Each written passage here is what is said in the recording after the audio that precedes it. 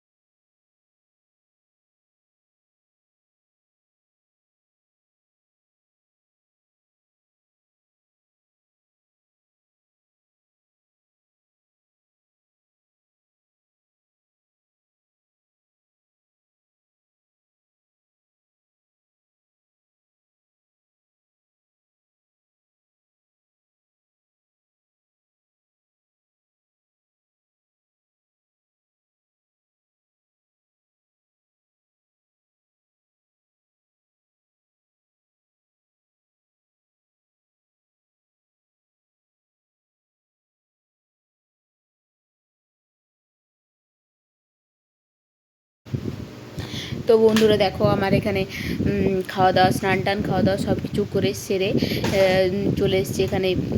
দেখলাম টাঙ্কিতে, ছাদে গিয়ে দেখলাম কাপড় জামা তুলতে গিয়ে যে টাঙ্কিতে জল ফুরিয়ে গেছে। তো কারেন্ট এখন তো গ্রীষ্মকাল, বুঝতেই পারছো বন্ধুরা, যে ঠিক ভাত খাওয়া দাওয়ার পরে দুপুর হবে, বিকেল গড়িয়ে আসবে, তখনই মেঘ ঝড় শুরু হয়ে যাবে, দমকা হাওয়া বৃষ্টি যাই হোক সবই হবে আর কি।